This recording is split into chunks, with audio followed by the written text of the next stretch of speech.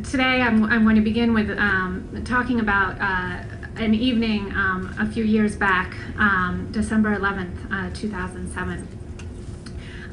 Every evening since that every December 11th since 2007, Mexicans across New York City have been convoked to attend Las Mañanitas, an evening launch of the Guadalupan Feast Day celebration at St. Patrick's Cathedral on Fifth Avenue.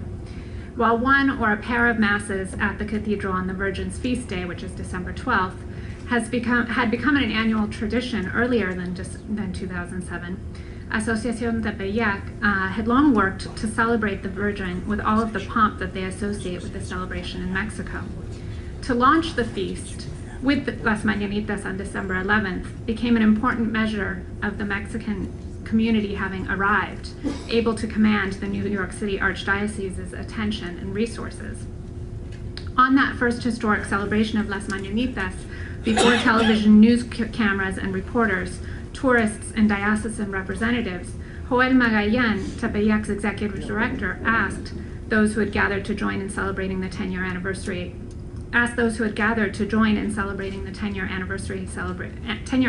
of the organization's founding. The event was described in Mexican newspapers the following day as having been just like Las Mañanitas in the Basilica of Guadalupe in Mexico. It featured popular musicians and a prestigious mariachi ensemble and was emceed by a known Mexican newscaster. On the evening of the 11th, tourists visiting the cathedral might have been surprised to hear a Spanish-language service which included a Guadalajara-based Irish-Mexican folk singer performing Danny Boy in English and honoring a man named O'Dwyer, who is the president of Tepeyac's board of directors. The performance of Danny Boy was followed by a rousing rendition of what has been called the unofficial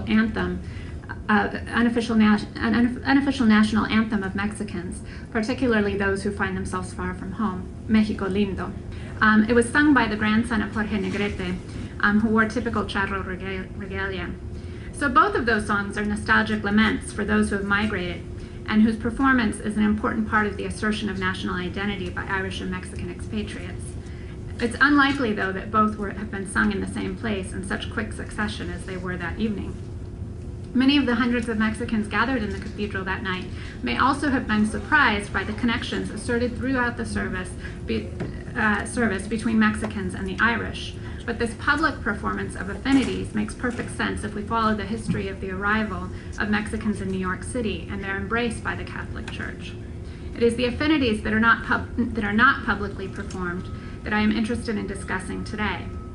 So while the raving by some media and organizers that the celebration that night had been carried off just like in the Basilica of Guadalupe in Mexico, may seem hyperbolic if we attempt to compare the celebration in New York with the one held each year in the original site. If we interpret the celebration as a powerful indicator that Mexicans had achieved an unprecedented stature and legitimacy within the Archdiocese, the bravado is warranted, and it's in that context that the Irish are inseparable from the story of Mexicans in New York's Catholic Church. The founding of Los Comités Guadalupanos and Asociación Tepeyac cannot be separated from the institutional context of the immigrant church in New York City. And in that story, which could alternatively be told as one of ethnic succession, fictive co-ethnicity, Latino ethnogenesis, pan-ethnicity, or of urban Catholic history, here I will focus on it as one small story which has its beginnings in the 19th century but comes to its fruition in that December 11th in St. Patrick's Cathedral. Of course, the ties between the Irish and the Mexicans are only one part of the story, and today I'm hoping to address a gap, which is that the too often the connection between Mexican Catholics in New York City and Puerto Ricans is unrecognized. And it was, in fact, I'll argue, the Puerto Rican experience within the Catholic Church that shaped virtually every aspect of the ways that the Church has received Mexicans into the fold. And the experience of Puerto Ricans in the Church provoked a reworking of the language-based pastoralism upon arrival of Mexicans, and a return to an informal iteration of the earlier National Parish model. After fighting for decades, sometimes in vain, for culturally sensitive pastoral efforts, it was Puerto Rican Catholics that enabled an opening for diversity within the Hispanic Catholic experience that is without precedent. And I couldn't have asked for a better introduction to what I'm talking about than what you talked about. We didn't even plan it, but, but it worked out perfectly.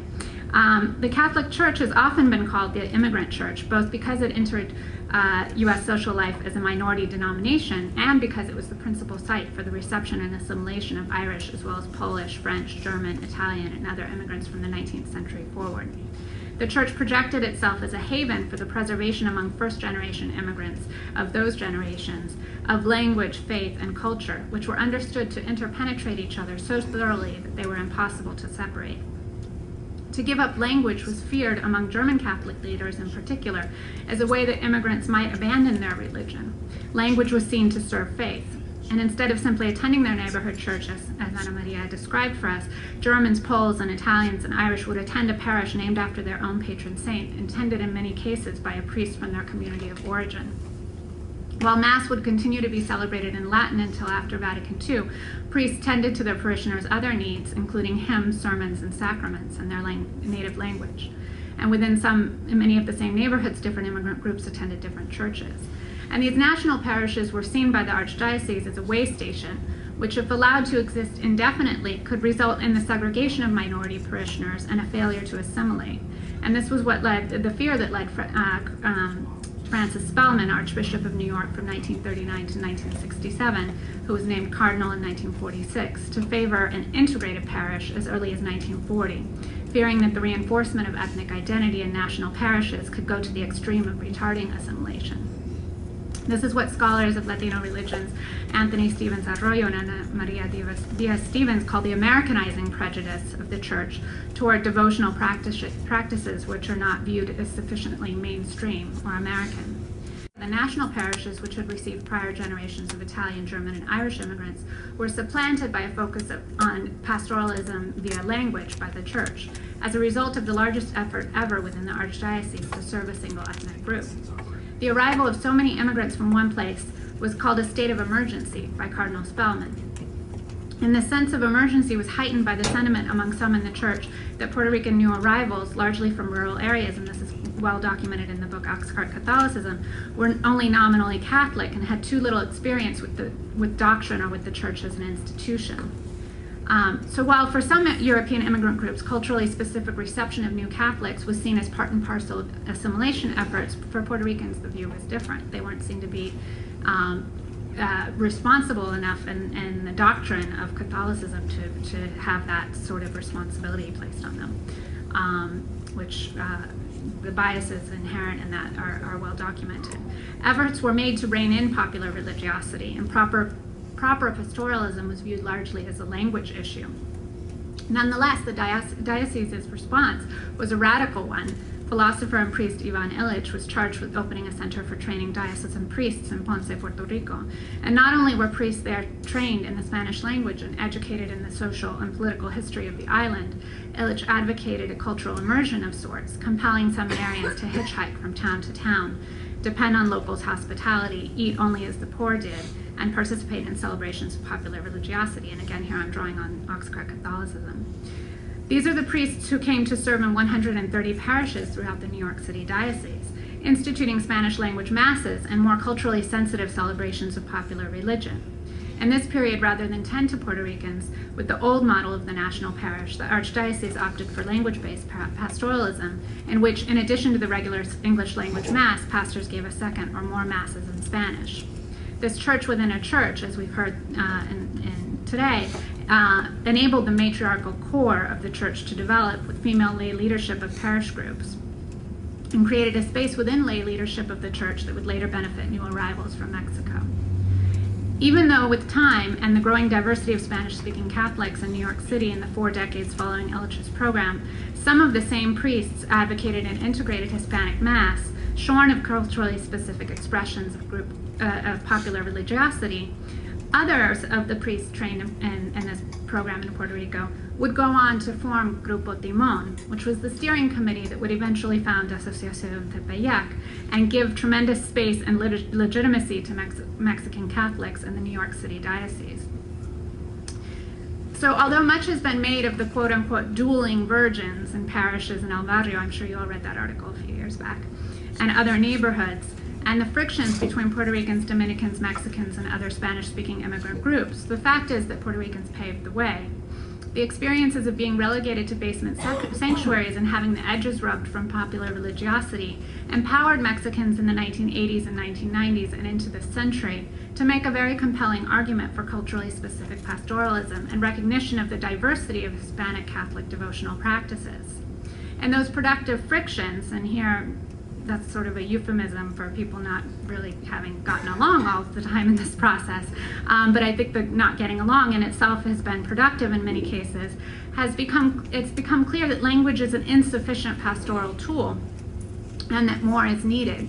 So even though the path has not always been smooth, it has been Puerto Ricans and others in the Archdiocesan Committee for Hispanic Affairs who have convincingly asserted that not all Latinos are alike, and that effective pastoralism requires attention to the specificity of needs of different groups.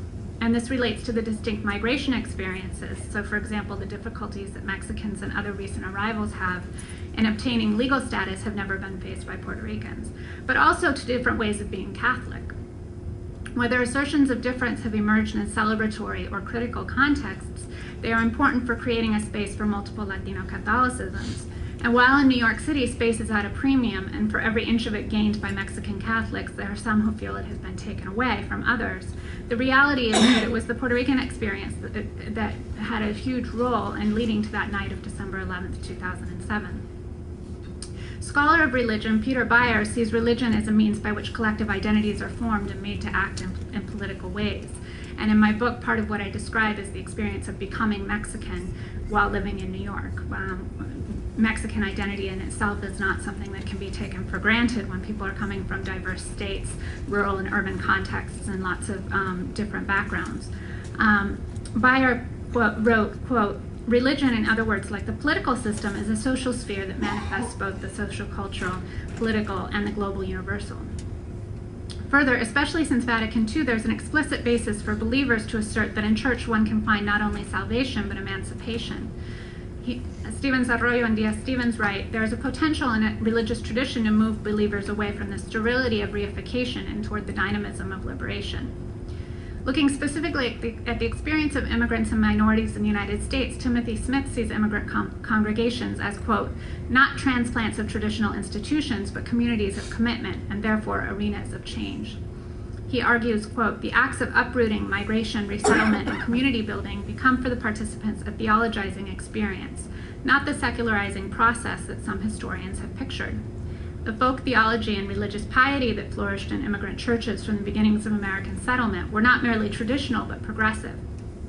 Belief and devotion were powerful impulses to accommodation and innovation, and both helped legitimate the behavior, the perceptions, and the structures of association that sustain the process of change," unquote.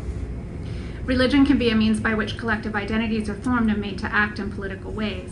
So it makes sense that religion would provide powerful idioms for activism, that the church would become a key space for the civil rights movement, Puerto Rican assertions of rights in New York City in the 60s, Cesar Chavez's United Farm Workers, and now recent undocumented Mexican immigrants' mobilizations for rights in New York City.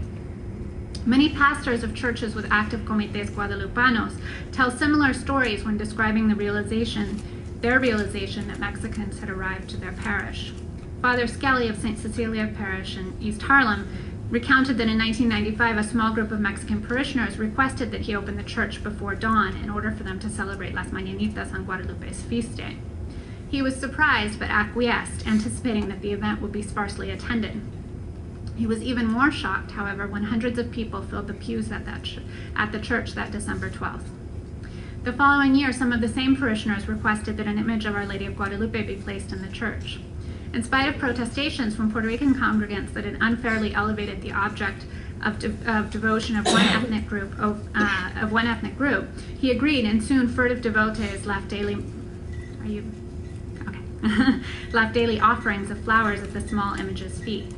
In the ensuing years, the image of Guadalupe migrated forward, ever closer to the altar. Eventually, the coordination of these devotional practices prompted the formation of a committee to establish the tasks associated with planning what frequently amounts to an increasingly complex array of devotional practices. In addition to Las Mañanitas, many parishes celebrate the 12th of December with a special evening mass, pray the novena for 9 days preceding the feast, hold a mass for San Juan Diego on December 10th, a vigil the night of the 11th, and hold a party featuring a dramatic reenactment of the apparition, folkloric dances, a talent show, food, and a sonidero. While many parishes began only by organizing Las Mañanitas the morning of the 12th, the coordination of such a celebration requires a great deal of social capital money, social networks, and organizational skills. The efforts to honor Our Lady of Guadalupe in a suitable fashion on her feast day are what prompted the formation of a Comité Guadalupano in many parishes. In these efforts, it has been the experiences of those who have gone before that have shaped this process, and alliances between groups will ensure that it is not only Danny Boy and Mexico Lindo that are sung at St. Patrick's Cathedral in the future, but that recognition is paid to those who came in between, and a greater articulation of alliances and solidarity. Thank you.